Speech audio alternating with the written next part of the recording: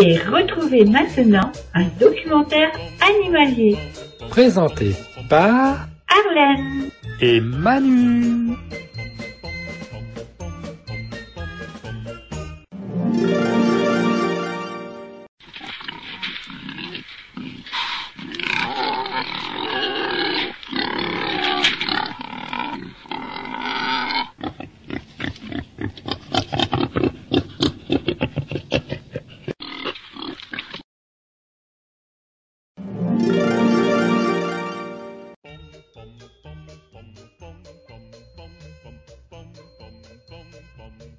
Le sanglier.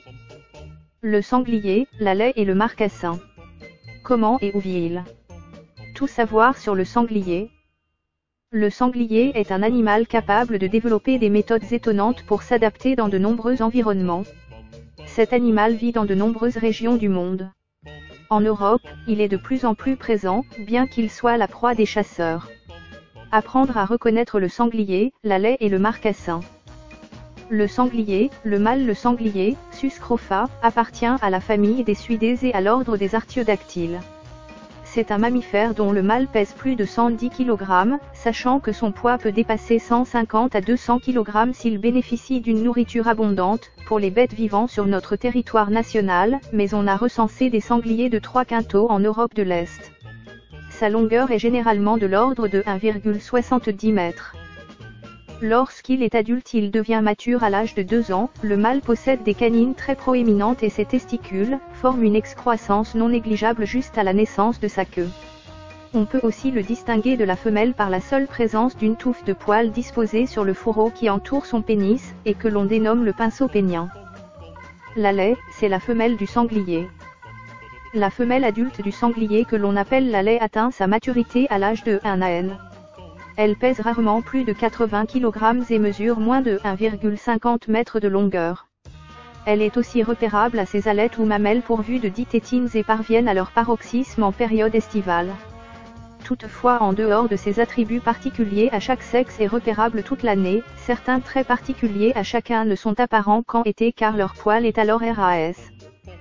On peut malgré tout constater que le dimorphisme sexuel chez le sanglier est relativement marqué. Le marcassin, c'est le petit du sanglier et de la laie. Description du marcassin.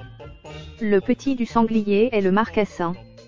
Lui aussi possède des particularités physiques propres à son jeune âge comme sa livrée rayée horizontalement de bandes claires alternées à des lignes foncées. Elle permet à ce gros gibier de se camoufler au cœur des sous-bois. Les poils qui forment la couche supérieure sont appelés les soies. Dès que le jeune atteint l'âge de 4 mois, ces dernières deviennent rousses puis 5 ou 6 mois plus tard s'assombrissent au point de devenir très sombres. Selon son âge, et en fonction de la couleur de ses soies, le sanglier est parfois surnommé bête rousse ou bête noire. Sanglier, généralité. À l'exception de sa vue qui n'est pas extraordinairement développée, les autres sens du sanglier lui permettent de reconnaître de loin les bruits et les odeurs, et peuvent distinguer nombre d'aliments par leurs différences gustatives. Il peut donc aussi bien compter sur son odorat que sur son ouïe et son goût. Le sanglier présente la particularité de ne pas transpirer. En ce qui concerne son cri, on lui attribue différents termes. Ainsi, le marcassin couine, et à l'âge adulte le sanglier, grogne, nasille ou grommelle. Sa longévité est extrêmement variable puisqu'elle est estimée entre 11 et 26 ans, une estimation pas toujours parfaitement représentative de l'espèce, le sanglier étant un mammifère forestier classé parmi le gros gibier, il est largement prisé par les chasseurs partout dans le monde. Il possède aussi des prédateurs, malgré sa masse imposante, qui ne sont autres que l'ours, le chacal, le loup, le lynx, la panthère et le renard, cela selon la zone géographique dans laquelle il vit. Sanglier, mode de vie. Omnivore forestier, le sanglier élit domicile dans les sous-bois et forêts mixtes ou de feuillus. S'il doit s'abriter, il s'installe dans un fourré ensoleillé ou un creux auquel on donne le nom de bauge. Il n'hésite pas à sortir de son habitat pour explorer et se nourrir dans les prairies alentours et les champs cultivés, aux grandes dames des agriculteurs, les zones où se développent les épineux qu'il ne craint pas, les marais, les versants montagneux ou encore les maquis. Quasiment tout lui convient dès lors que la végétation est suffisamment abondante. Cela lui permet aussi bien de se nourrir que de se cacher. Le sanglier mange des aliments d'origine animale ou végétale.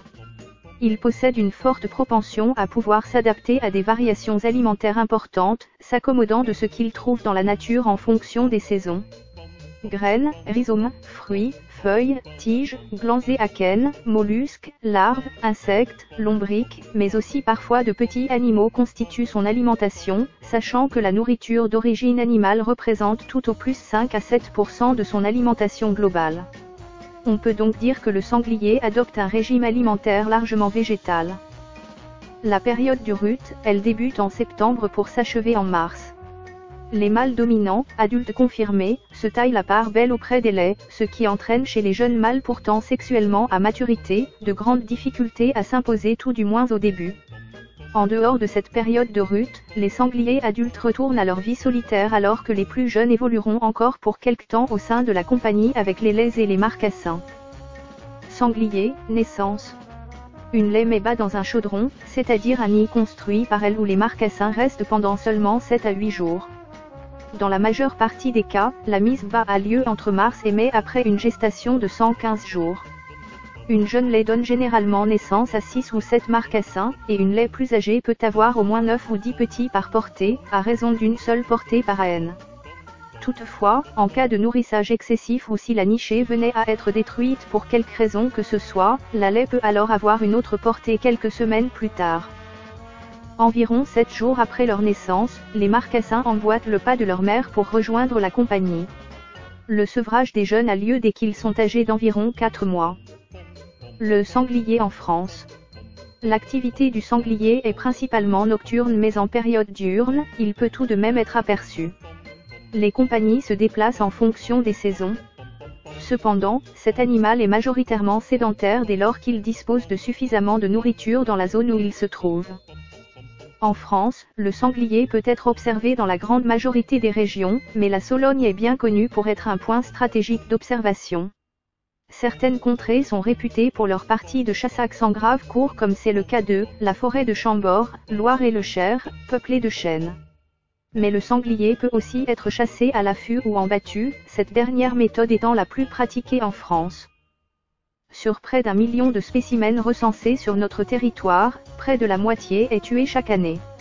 En Europe, le nombre de sangliers a plus que quadruplé au cours des 20 dernières années. Lorsque l'on observe des sangliers, il faut prendre des précautions, que ce soit envers les mâles ou les laits accompagnés de marcassins. Cet animal n'hésite pas à charger pour se défendre.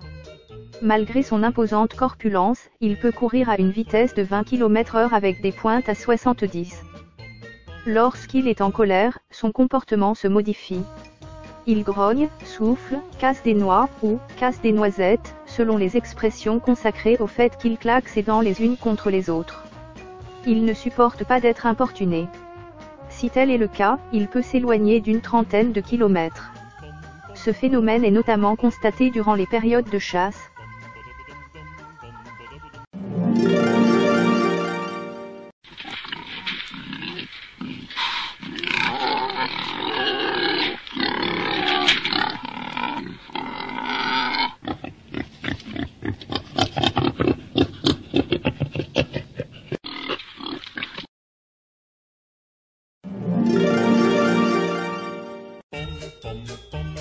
Vous venez d'écouter la chaîne des bons trucs. Présenté par Arlène et Manu.